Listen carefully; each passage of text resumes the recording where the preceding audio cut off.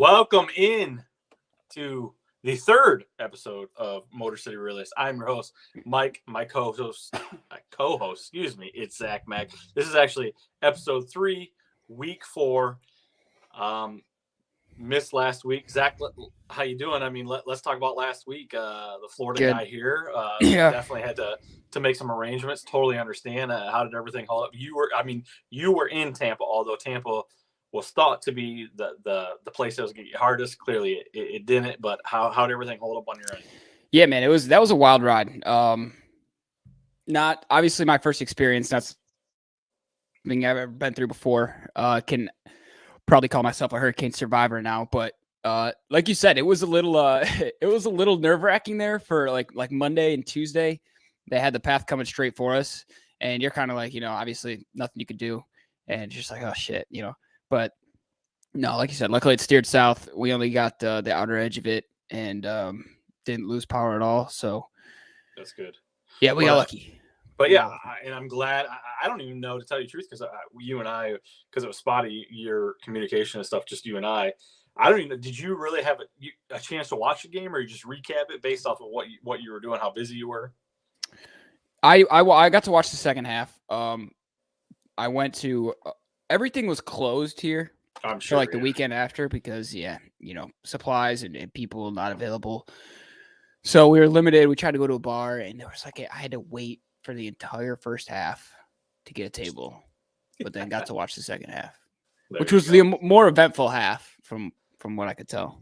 Yeah, it's funny because I did the same thing. So basically, where I'm at, where I used to live, we used to get all the Toledo channel, so it was always Detroit, no big deal. Now I'm closer to Indy, so I get like all the Colts games, and I'm like, oh man. So I usually go up to the bar, and they have the ticket in, but it wasn't coming in, and I'm like, yeah, you're kidding me. So by the time I got up there, they usually open at 2. By the time I got up there, I was like, well, I'm kind of glad. But they pulled the old Lions.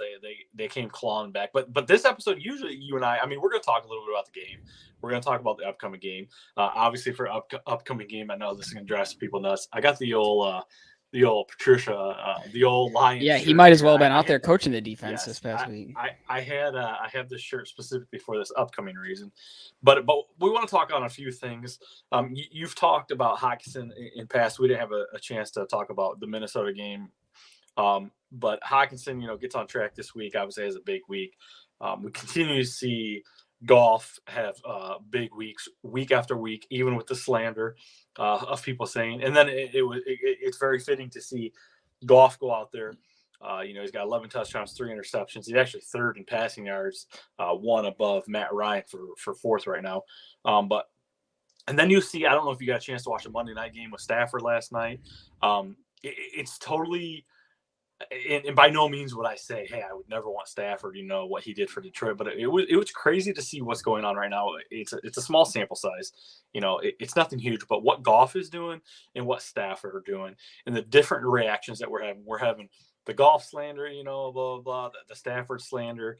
Stafford went there, did his job, essentially won the championship. The Goff couldn't get it over, And here we are with, granted, again, a small sample size. We're the third best based off of yards. He's at a 99.9 passer rating right now, which is extremely good. I think this is like the best start in his career since 2017 or something like that. Goff. Yep. And then you see Stafford struggling. Granted, Detroit's continued to build out the offensive line. We got a lot of better offensive line. You see the Rams kind of struggle at that point, but I feel like, even with the weapons that Detroit has and it's starting to really do well with, you got Cooper Kupp, you got Allen Robinson, all those guys with the Rams. So it's really hard to compare the two. Of course, Richard Sherman was off his rocker on Twitter again today. He loves all the Stafford slander, so anything he can say about him. But outside of Goff, and I know I kind of had mentioned, I want to talk about Goff because there are just some fans that just can't let it go. Was there really, in that game, with different things, with so much up and down, the referees really kind of being out there, did you see any bright spots, or is there just some really, really glaring weaknesses that are just, obviously we got the number one offense versus the historical horrible defense we have. Is there anything that really outweighs the good, the bad, or was there just things that shine to you as far as, I guess I shouldn't say shine, piles of shit that you saw that were just so bad? Yeah, I mean, to be honest, I really don't think that there's a whole lot that needs to be done to the offense. I mean, it like you said, it's the strongest part of the Lions game right now. Um, best offense in the league. It doesn't help that our defense isn't compensating for that. Yeah. And obviously some people are going to say, well, if your defense is giving up so many points, obviously your offense has to air it out and blah, blah, blah. And that's where the yards are coming from and all that. But at the same time, these aren't like what Goff is doing is to me is not like garbage time. Like these are competitive games at the end. I'm glad you brought that up. Yes. Yeah. The Lions they're giving themselves a chance to win these games. I mean, unfortunately we've fallen short, but and it hurts because I think we should have had that Seahawks game like before it even started. When we said I know it never aired as a podcast, but on our very first episode where we went live here, we gave our records and we said we went through the schedule and we came up with, I think it was like 9-8 or 10-7 or whatever. Right? And I think we both probably had this Seattle game as a W. Yes. So it hurts that it came out as an L. But as far as the offense goes, I'm not going to harp on Hawkinson anymore. I got that out of my system, and he proved me wrong. Thank God. Goff's playing well. Swift's obviously dealing with an injury. We don't even have, our first round pick healthy yet. Amon-Ra is going off. I don't think there's a whole lot to fix there. Like you alluded to, it's the defense that's the issue right now, and it's a massive, massive issue.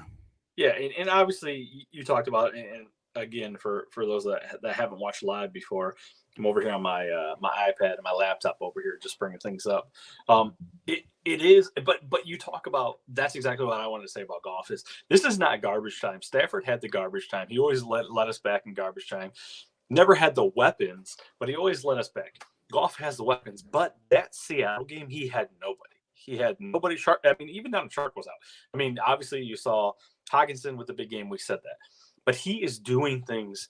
And don't get me wrong, because you're going to hear this, because I love Motor City Twitter right now. Motor City Realists Twitter. I just love, people talking about the Kool-Aid. I said it. I got to jump for saying don't drink the Kool-Aid. This is a young team, a lot to prove, a lot of different things. We're still talking about Hutchinson.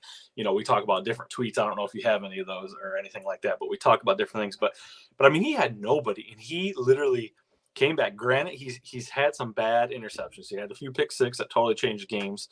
The past two or I guess was the Philly game and that's so in Minnesota, I guess. And so, I mean, I get it, but he is doing what we need him to do. He is managing the game.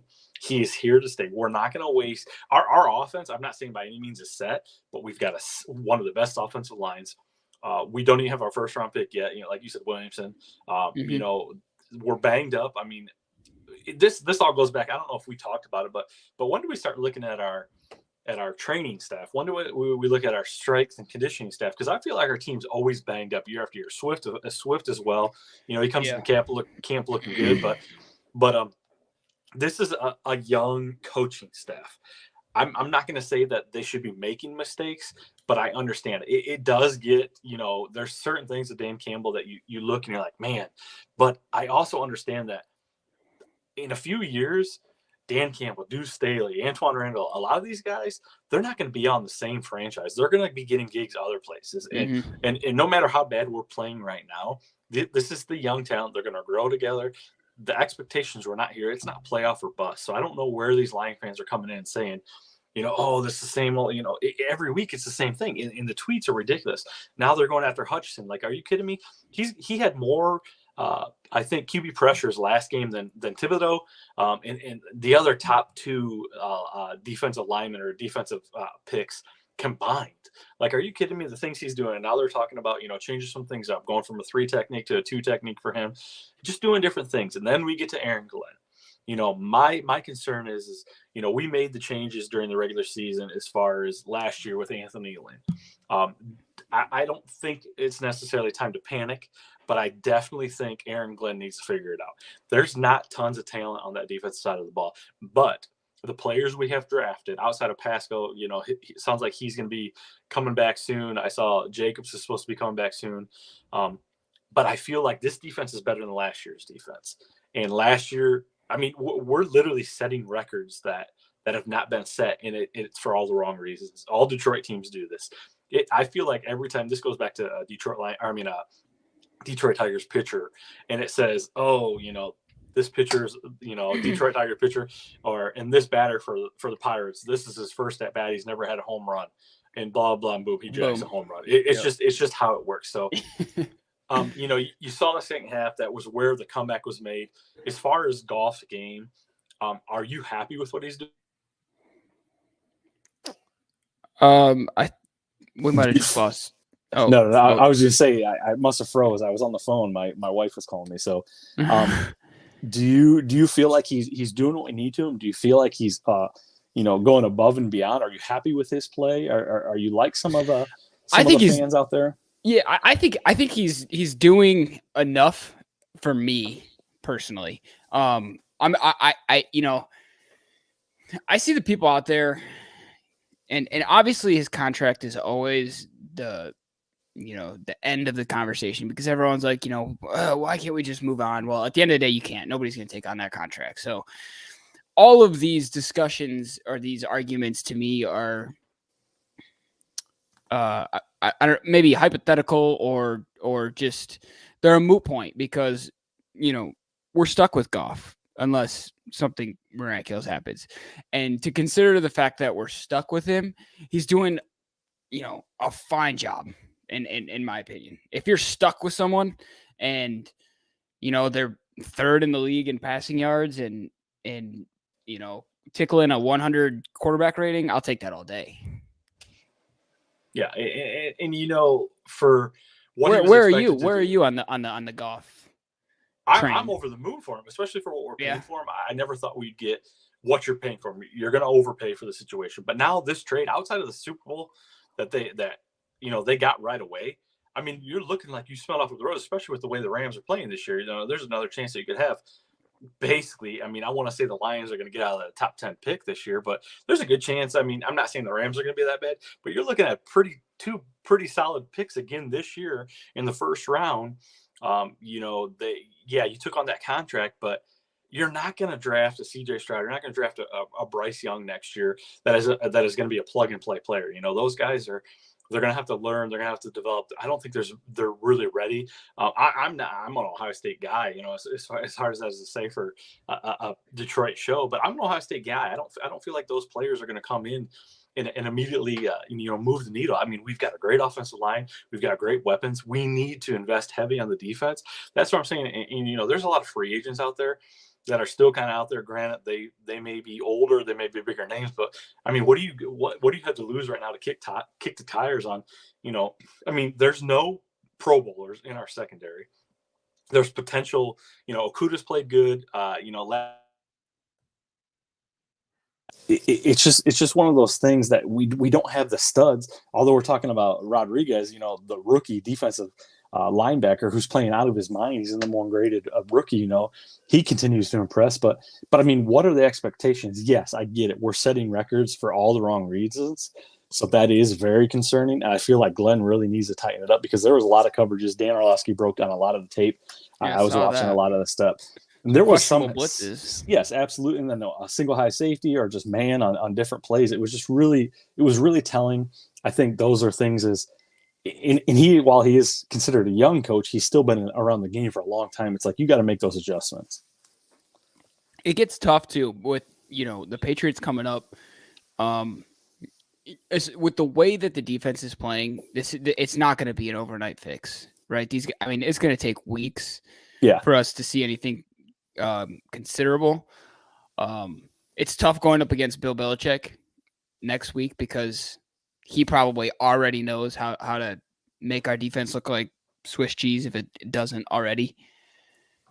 But, And the bad thing is, I'm sorry, go ahead. No, I was just going to say I think our only saving grace is that after the Patriots, we have that bye week, and we got a little bit of extra time to figure out what's going on. And I don't know. What do you think? Like, what do you I don't even know if it's plausible that Detroit goes after, some key defensive player Like, what would the record have to be? Would they have to be like first or second in the division probably to go for that before the end of this season?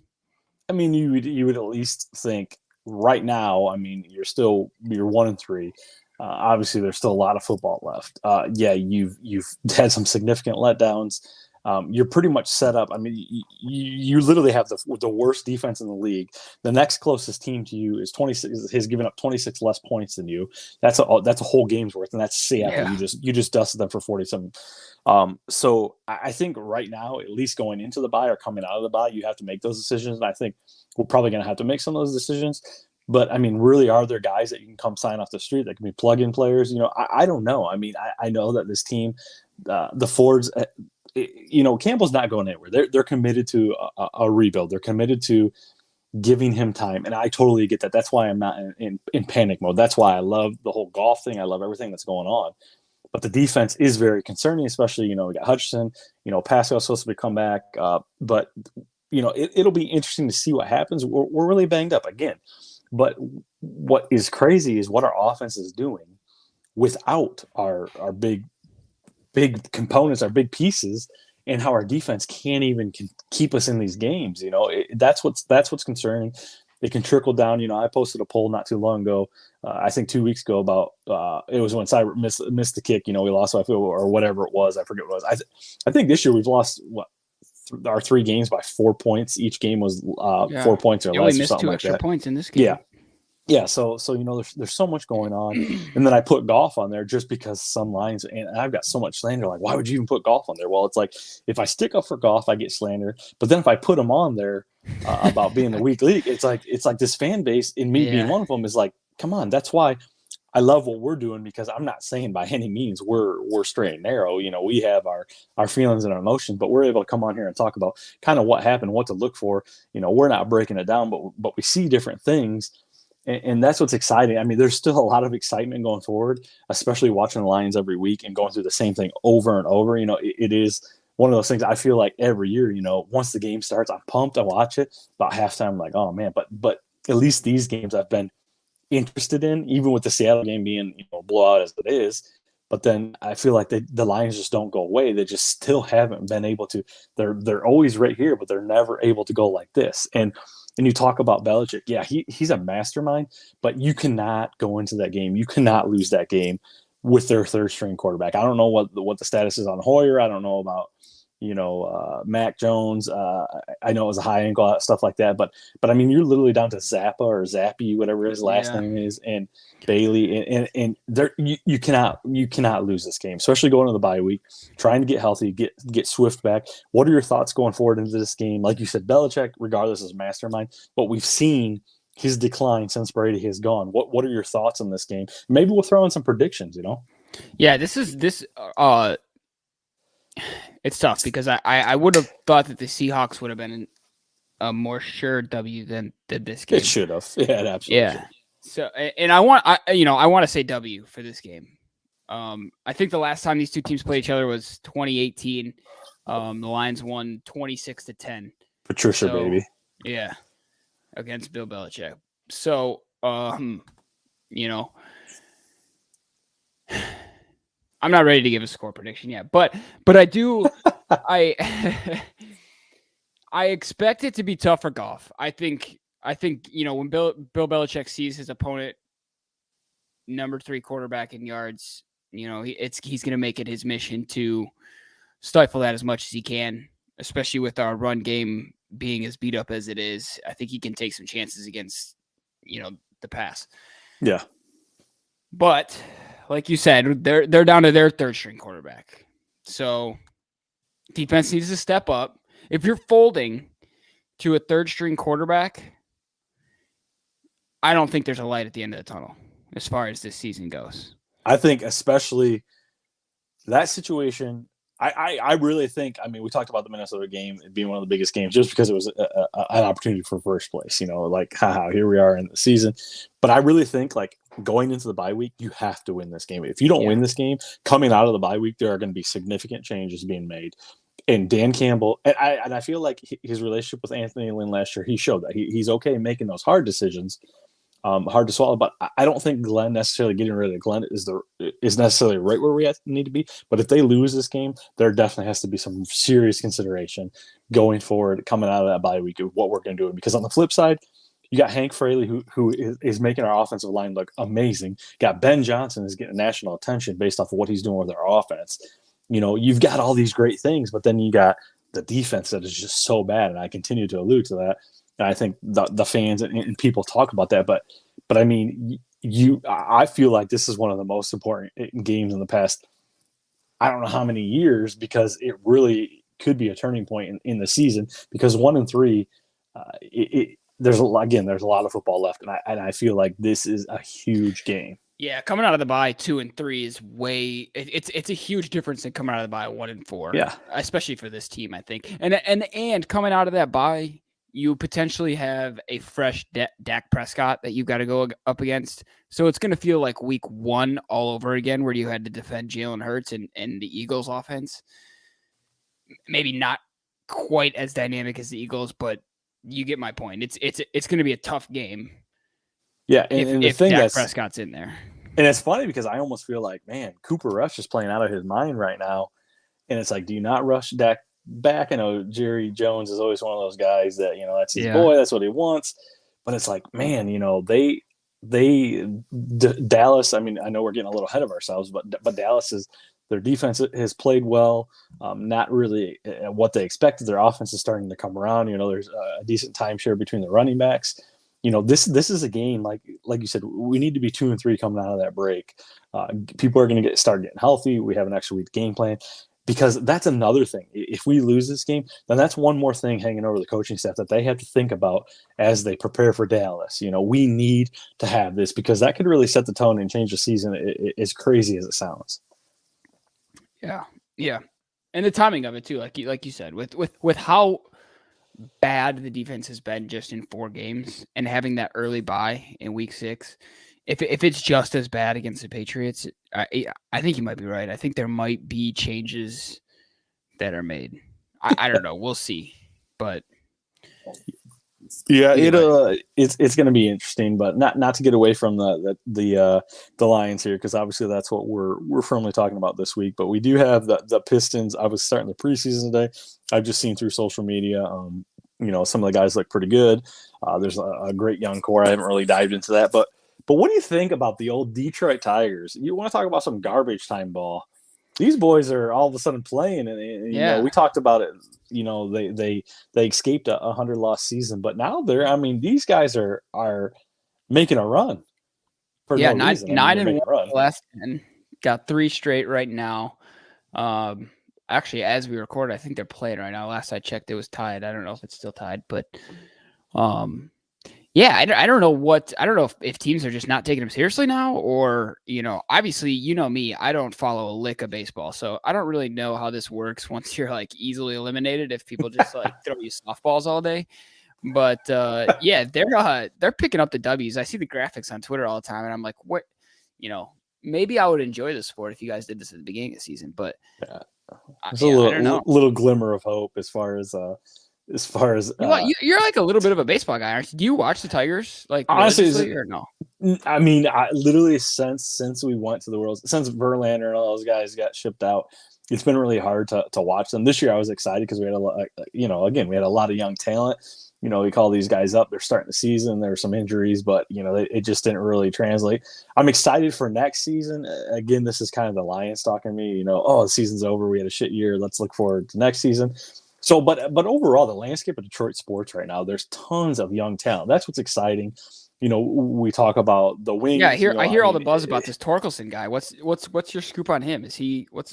I think he was really pressing this year. This is his first full year in the league. And to tell you the truth, this is one thing that doesn't get talked about enough is our hitting coach for the Tigers was like a career 220 hitter. So it's like, how can you translate a career hitter, 220 hitter, and then you got these guys and you're trying to develop these young talent guys? That was one thing that I didn't understand, but whatever. But I think he definitely was pressing this year. He didn't have a good season. Hopefully, kind of give him some time off to refresh. But again, I mean, you're talking the Pistons basketball. You got Ivy, you got Cunningham, you got all those guys. the wings, I mean, are pretty well loaded with talent. We'll talk, obviously. I always get my take from the wings from you. The Lions, there's tons of young talent there. They're very raw. And then the Tigers, we're talking, I would love to see a reunion someday, because I just looked. Before I came down here, Verlander is 17-4. He's pitching tonight. He's 17-4 with 1.99 ERA, I believe. Like, Jesus. the dude continues to get better and better, and it is like, I mean, I remember at one point we had him, we had Doug Fister, we had Scherzer. I mean, that you're talking like, oh my God, like, are you kidding me? Like, these guys, like this pitching staff, like Fister kind of. Even when what was that dude, Edwin Jackson, when he was wheeling and dealing? Oh yeah, those are good old days. But I'm saying that was one. It was exciting. Like I said, back to the Maglio, Ordonez days, Ivan Rodriguez, Pudge, those guys. But yes, that's something we can look forward to in the not so quite near future. We definitely want to stick out the football season, but the importance of this, again, like we talk about, is going into this bye week. It's a must win. Again, that's why if people look at my shirt, they're like, what the hell's wrong with you? Like, that's why I'm winning this, I mean, we're going into that, but to get my Red Wings news, what's the update? I know, again, for those of you just joined the show, we're off last week. Zach lives in Tampa, so he had to go. What did you go? North, west, east, south? Where'd you have to go? Inland? Yeah, I went a little bit north, inland, because the shore kind of juts out there. So to fight off the storm. Right. So I don't know exactly if you had much access to anything, but have you been keeping up on some of the Wings? What's going on with the Wings as of right now? I always like to get my thoughts and input from you. Yeah, we got a week. We're exactly 7 days away from NHL opening night. I don't think the Red Wings play. I like 100% sure they don't play on opening night. I don't know if they play the following night or not. So we might be like 8 or 9 days away from the first Red Wings game. But preseason's going well. Coach likes the. I actually saw some clips from practice. They're doing drills that, like, we haven't seen the Red Wings do in practice and in preseason before. So I think we're going to see a different game, just strictly because we have a different head coach. We're going to see the Red Wings play a different game. I think it's going to be a little more, I should say, a little less dump and chase heavy. Yeah. There was a few years there where the Red Wings kind of played a boring style of hockey where it was just dump and chase all the time. I think we're going to get away from that. It's going to be a little more strategy. The young guys are playing well. They really like. I know I shouted Simone Edvinsson out on the first episode, the defenseman. They really like the way he's been progressing and playing with the main guys over preseason. They lost yesterday. They lost a tough game to the Penguins in preseason, but like I said, coach likes the way they played. He said, majority of the times we win that game, it's just the way it bounces. We just ended up losing that one, but he was preaching, and I just want to share this quote because I liked it. Process over outcome, and it's just kind of the stage that they're at. Just trust more of the process that you're going through, and don't hang your hat too much on the outcome of the game, because you're going to lose games that you should have won 8 out of 10 times. Yeah, you just happened to play the 2 out of 10 that you lost. So did I see this right? And this could be, I might have got caught up in the Twitter love, but we talked, I think 2 episodes ago, about how you compared him to looking like Danny DeVito, the Penguin from Batman. Oh yeah. So did I see in this could have been a play on that very much, but he's either based off of a fan vote or something like that, who's considered the second best looking head coach. Did you see that graph? I saw that. Yeah. I wanted to pull it and totally forgot about that. And I didn't know if I would assume that has to be some kind of spook. Yeah, I don't know if there was like an actual survey and people just didn't fill it out seriously, or if they just like literally posted fake results. But yeah, there were some like good looking coaches that were at the bottom. I didn't understand that at all. A little reverse, but there you go. There's your Red Wings update for the week. But yeah, I think he was like third. He was like third or fourth best. Yeah, it was some ridiculous. We'll take it. So. But overall, so I know we talked about you being in Tampa and stuff like that. So obviously, we're definitely glad that we're able to talk to you. Luckily I didn't have family. My family has actually been going. We've had a condo in Fort Myers for the past. I'm 38, so pretty much since I was a little kid. That was one thing that was really hard for me to see, because all the focus was on Tampa. Everyone thought that was going to get hit. And then all of a sudden I woke up one morning, my mom was sending me some messages, and it was like literally my wife and my kids this past December stayed in Fort Myers Beach at the condo, the condo that our family always goes to. And I saw pictures of it, and it was just gone. I mean, it was completely gone. Literally where we stayed was completely gone. Carport where we parked and everything. And then my aunt and uncle live a couple miles down the road, and they actually have their carport is one of those ones that you pull underneath the unit, and then they live above it. So lucky for them, their place was up above, but their car didn't fare very well. But overall, I mean, it's just the devastation. That's crazy. Not to get too sentimental or too far off from things, but it was good, like I said, to hear that you were doing all right. Definitely want to send our thoughts out to everybody that experienced that, because they said it's one of the biggest casualties, one of the worst hurricanes in the history, or I believe something along those lines. Don't quote me. I'm not getting political. I'm not saying I'm a Biden or supporter or not. I don't want to definitely go off of his words, but yeah, I mean, it was just crazy to see. Again, just glad we're able to talk to you and be able to do that. That's why we missed last show. But it's good that we're back. Good that everything worked out for you guys. You guys were safe. Everything's good. Was there much damage in just anything around you, or was it? I didn't really keep track of Tampa a whole lot. Maybe winds and stuff. There was like tree branches and palm fronds down all over the place. They got it literally like 2 or 3 days after it came through. They got it all picked up, though. I was pretty impressed by the city of Tampa and how they handled that. But Fort Myers, like you mentioned, we got some friends down there, and they're they evacuated to Miami, I think. Wow. But yeah, they came back, and like it was all flooded, and there was like, so when it floods like that, this is what a lot of people don't think about, is there's like snakes and gators in people's yards. Like swimming in people's houses that are flooded. Like it's like that's scary enough. And then the fact that you could drown, like it's just crazy. Like there was almost like a feeling of survivor's guilt within the city of Tampa, because you're like, wow, obviously we feel lucky because we dodged it, but like, damn, it's just 2 hours south of us and people are losing their lives because they didn't think it was going to come their way. Crazy situation. I mean, the second worst thing to happen this week, aside from the Lions defense, really. Yeah. So, I mean, we'll chalk one up to the hurricane. No pun intended to make light of it, but definitely not what you'd wish for. Same thing, like you said, with the Lions defense. But to get back into the Detroit Lions, like we said, looking forward. We talked about this past week. We don't want to dwell too much on it.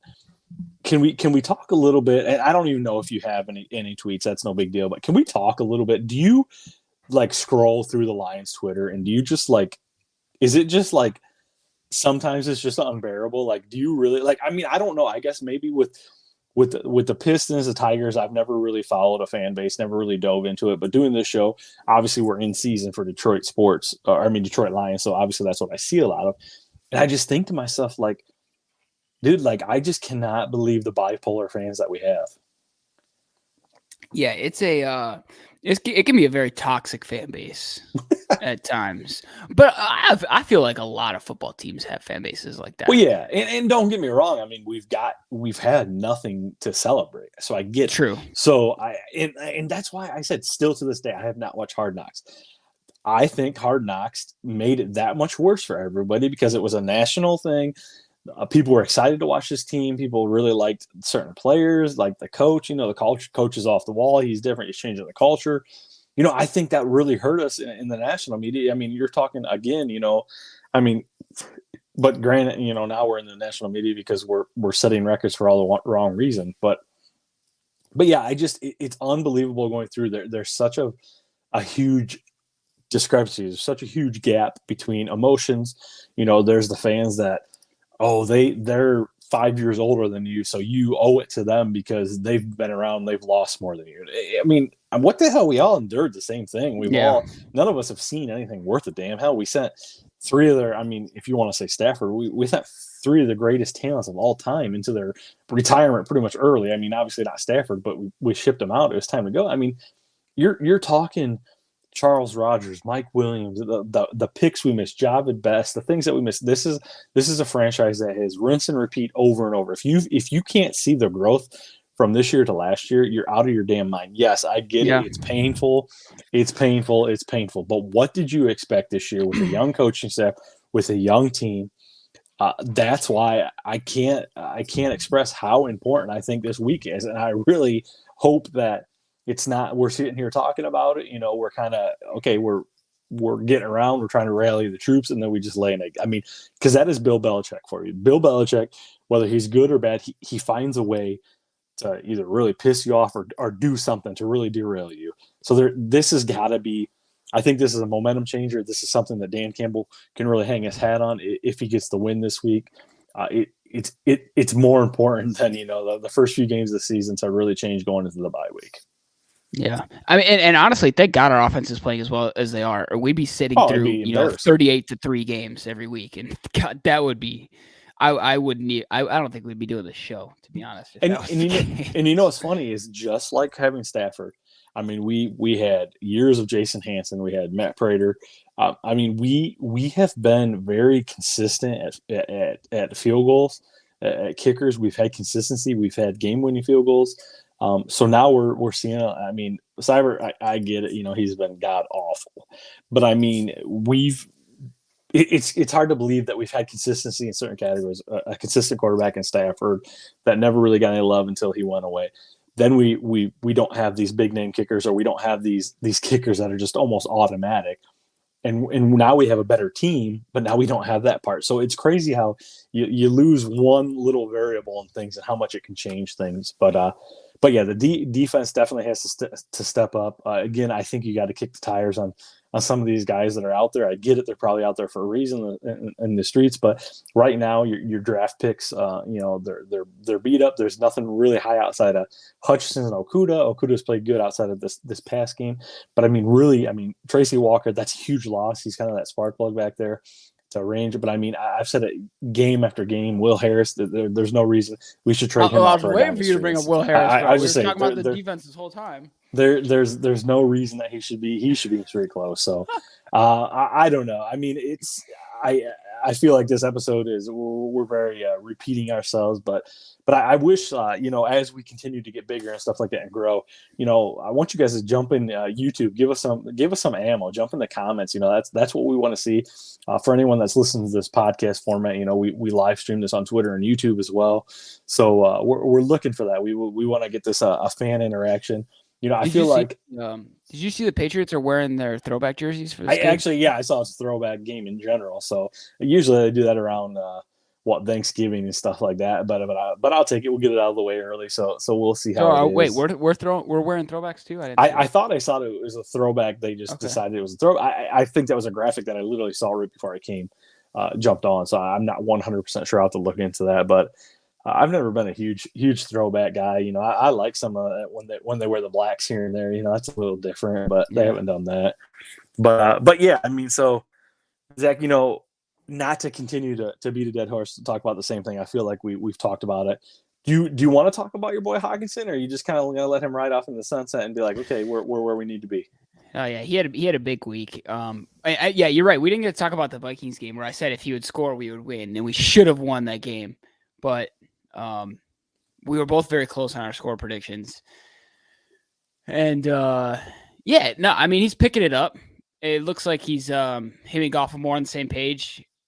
Took him a couple weeks, but better than it taking 8 weeks, So I like where it's headed. Like I said, not much I want to change about the offense. It's flowing nice. They're doing their job. Defense isn't helping them out at all, and that's nothing you can really blame on the offense. So But yes, but no, I agree. I know I continue to say, there's a lot to be excited for when it comes to Detroit sports. As we transition to a different season, we'll talk about different teams and stuff like that. But Tigers are longest drought now to not make the post. Well, tied with the Angels. Okay. 8 seasons without making tied for the 2 longest current streaks. Because I feel like coming out of high school, we had I have talked about this. We had the Wings run. Then we had the Tigers, then we had the Pistons, and obviously we never had the Lions. So everyone's like, oh yeah, it's the Lions' turn. So let's pump the brakes right there. We're okay thinking that. But honestly, call me crazy. All right, here we are. We'll finish out the show here. I'm not asking for you to give me a prediction again, but are you still are you still okay with your initial prediction, or do you want to tweak that? Do you think there's a chance that you could still get to that? Because I think both of us were right around like, what do we say, like 9-8 or something like that, or I think I might have even said 10-7. I think I might have gotten real slappy. I can't remember who. Yeah, I think one of us was 9-8, one of us 10-7. I can't remember who was who though. Do you have concern? Do you think you could stand by that? Based off the schedule? No. If I had to say right now, I'm going 6-11. Well, I was just saying. So 6 wins. Will that make you happy, or will you just be like, okay, that's the team we are right now? If we get 6 wins, then yeah, I wouldn't be pissed, but I would be saying we better get at least 9 next year. Yeah. And I think that's kind of the building blocks that you need to be like. I think maybe we jumped the gun a little. I still think we could get to 8 wins this season. I know, that's 7 more here, but there is, again, a lot of football to be played. There's a lot of variables. I still think this is a huge week. I continue to say that. So we'll see kind of what happens to that. But yeah, before we get out of here, we usually do like a quick roundtable. Anything sports-wise, sports-specific, anything going on, anything in general. Zach, is there anything that you want to touch on? You got anything on the docket tonight? Absolutely. I'm so glad we get to do this segment every week. So yeah, this is outside of Detroit sports. For those of you that haven't heard, today, Tom Brady and Giselle, however the hell you say her last name, hired divorce lawyers. So, just a reminder, fellas, that the females come and go, but football is forever. Rose before hose, I guess. But I mean, can you imagine, like, literally? I mean, what he's done in his career, everything that he's done, and she is still valued more than him, which rightfully so. She's got a great body of work as far as what she's done, and literally, this person that you love, you have your family with, that has stood by you. I'm sure they spat. They're they're not a very public family. There's not a lot of things out. But basically, what it comes down to is she tells you, we're done. He said he was okay with this. Then all of a sudden, he gets the itch again, comes back, looks like he's been starved enough plastic surgery to keep him going. And now she just says she want to pull the plug. And for my sake, selfishly, I thought drafting Tom Brady in the late rounds of my fantasy league was a great idea.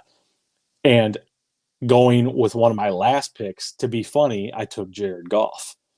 Well, goddamn, I'm playing Jared Goff every week as a homer, and he's winning me games where this boy over here, Tom Brady, is just... Yeah, dude, I feel that. I have Tom Brady's my quarterback, too. I picked him late. And I don't know what's going on. I mean, yeah, you'll have to keep us in the loop there, old TMZ style, since you got the Tampa news, the updates. Oh yeah, I'll be at that game this weekend. Oh the Bucks Falcons game. There you go. So you'll have to get your binoculars to see what happens if she's up in the suite or anything like that. She's probably out in Miami hanging out with the Dolphins players. I saw, and not to be stupid, but I saw, and again, I get sucked down the rabbit hole here on Twitter. But I see old Zach Wilson. He said, I think he sent a tweet to old Giselle saying, "Oh no," he said something about, oh, don't worry about Tom, Giselle, I'm here, or something stupid. Like, again, I can get spoofed by these old accounts, but either way. But anyways, I'm glad you brought that up. Obviously, being in Tampa, you can keep a good eye on them. The only drama we have in Detroit is having a historically horrific defense where, we're talking about one of the best quarterbacks divorced. So whatever. Yeah, they don't like Giselle here in Tampa. Yeah, she's trying to take your guy. Yeah, she's the enemy. She's trying to take the quarterback there. So, but anyways, excuse me, Zach. I appreciate you being able to jump on. I'm glad you're safe after a week off with the old hurricane come through Tampa. Looking forward to talking about a W Tuesday. I don't want to get too ahead of myself. We're not going to predict the game. We don't want to get that bad juju. Bill Belichick is definitely one of those coaches. That'll make you regret it, but I definitely think going into this game, it's a must win, and it's a very, very season-changing game. Yeah, 25-17 Lions. Oh, Jesus, here we go. I had to do it just in case it hits, and then we can clip that. That's the only reason you look like you. So, anyways, there you go. Zach's pick 25-17. We're taking on the old the Patriots, with the like 2 missed extra points or something. the Belichick and the old Matt Patricia pencil guy right here. So hopefully he's got the pick right there. That's your winning pick docket. So, but either way, we'll see you. Thank you for jumping in this week. We'll see you guys all next week after that big W. 2-3, baby.